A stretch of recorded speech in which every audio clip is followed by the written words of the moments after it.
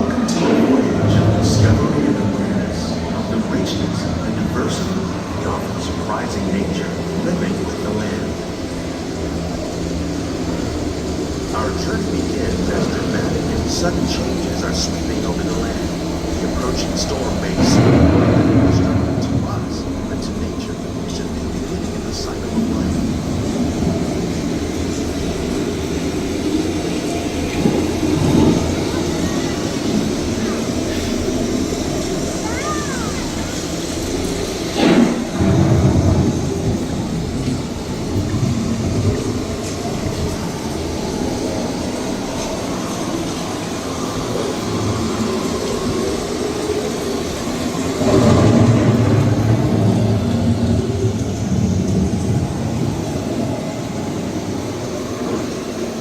The surface of the land, roots trap water from the flowing mud, extracting precious nutrients and minerals. These elements, when combined with sunlight, create the diverse living systems of our planet.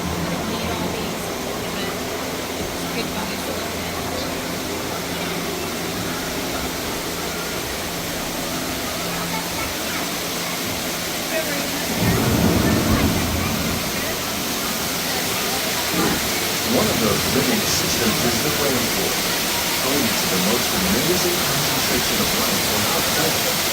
These dense and beautiful forests cover only a tiny portion of the Earth's surface, but they contain more than half of its plant and animal system. Rainforests are also extremely rich and productive living systems, providing us with oxygen, food, medicine, and other elements essential to our lives.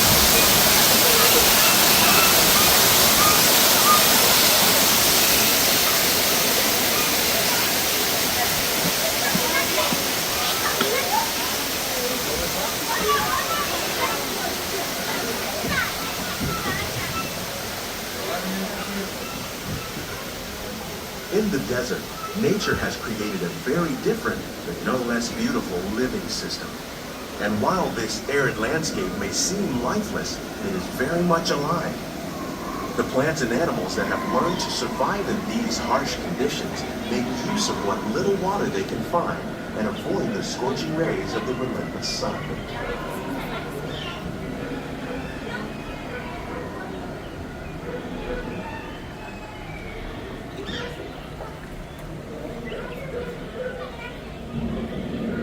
The American prairie once appeared as desolate as the desert, but over time, rainwater and nutrients gradually penetrated the hard surface of this land.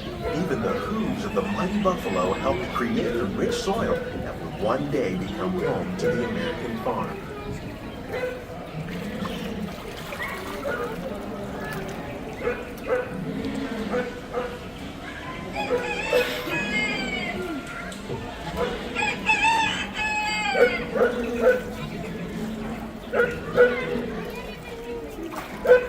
Of all the forces at work on the land, humans have had one of the most profound effects. The need to produce food for a growing world led to the enormous use and sometimes overuse of the land. In our search for more efficient ways to grow food, we often fail to realize the impact of our methods.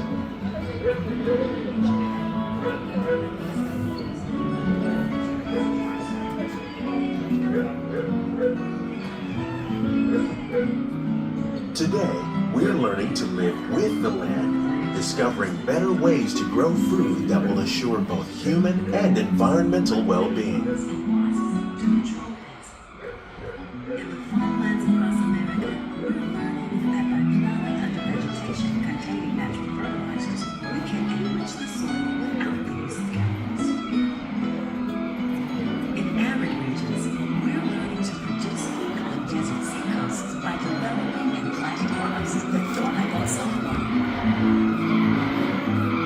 In Japan, we learned that by mixing leaves and other living materials into our soil, we can make farmland more fertile without the need for chemicals.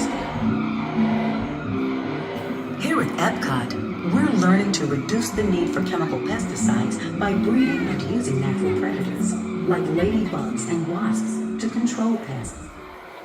In the farmlands across America, we're learning that by plowing under vegetation containing natural fertilizers, we can enrich the soil without the use of chemicals.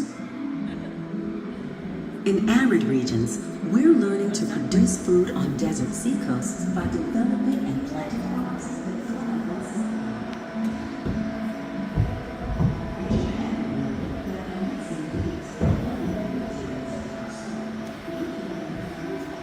How will we meet tomorrow's growing needs for food production, yet still respect the needs of the land? Some of the answers are being discovered just ahead. To help us maintain these carefully controlled ecosystems, and for your safety, please remain seated in your boat at all times.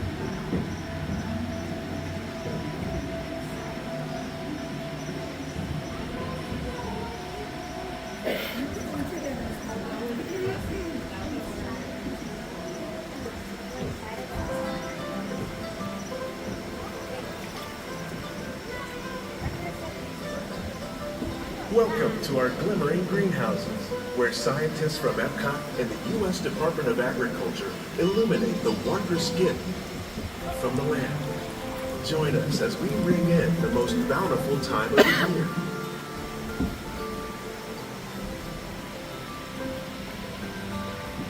For some, it's difficult to imagine the holidays without winter and snow, but one of the most important holiday crops actually grows in the tropics. For centuries, farmers in Central America have cultivated cacao to make chocolate. In fact, cacao is chocolate's main ingredient. Today, people around the world are able to enjoy a variety of sweets and keep warm with a cup of hot cocoa, thanks to this tropical plant.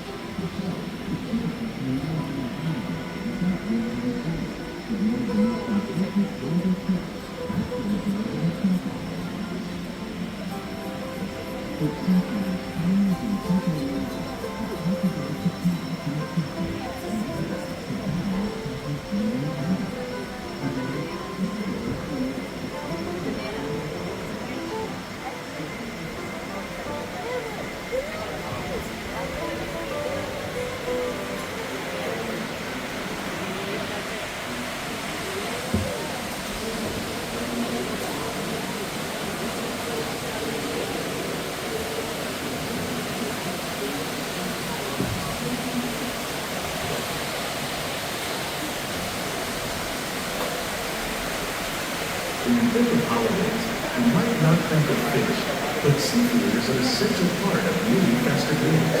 In parts of southern Italy, family and friends gather once a year to celebrate lava giorni with a 7-course seafood dinner. Tilapia, bass, and shrimp, like the ones raised here, using our sustainable water systems, make up just some of the dishes served during this family meal. Today, in the United States, the tradition is known as the Feast of the Seven Fishes.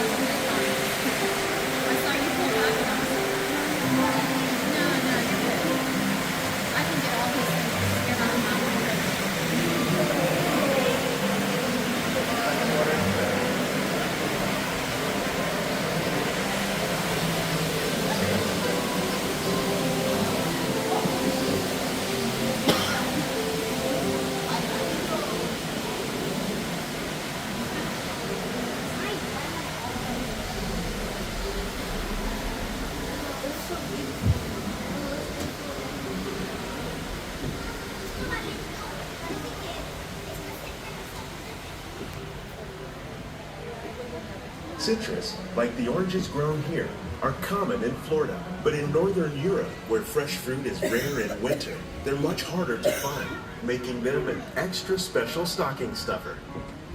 During Chinese, vibrant fruits are given as gifts of good fortune.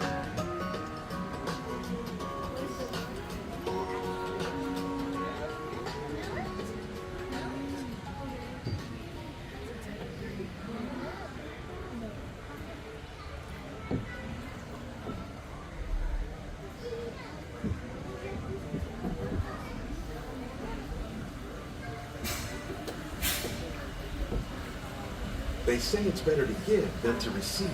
And in this greenhouse, we're celebrating the holidays by giving back to the land using innovative farming techniques.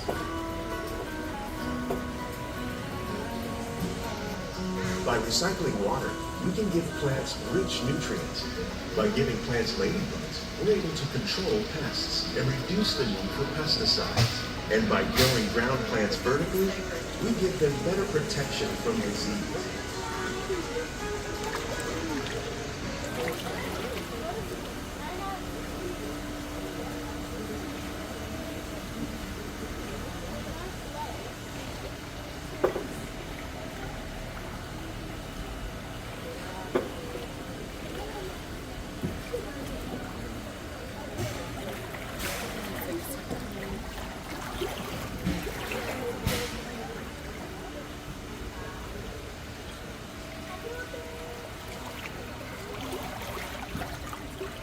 With these gifts, our plants can grow an abundance of festive vegetables.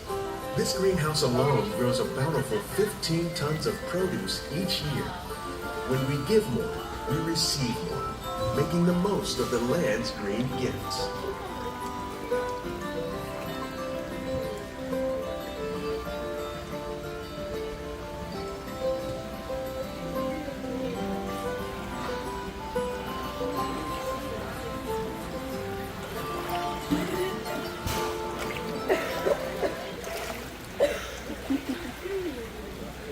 Many of the plants you see here help spice up the holiday. The bark of cinnamon trees, like the one growing beside you, is used to make cinnamon sticks. Do you like eggnog?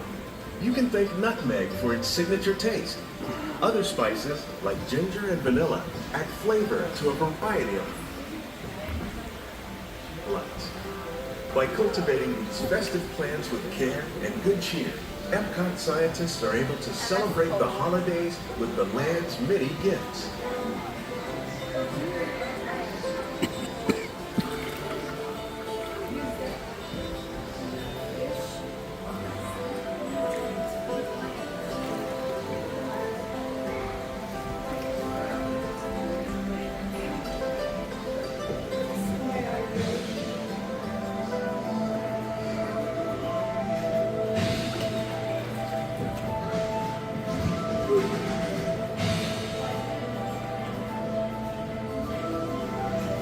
These greenhouses represent just a fraction of the work being done worldwide to produce bountiful harvests for our growing population.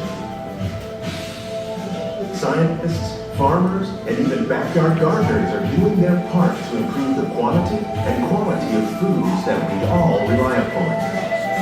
Together, we can continue to find more ways to increase food production and protect our precious natural environment. Only then will we truly be living with the land.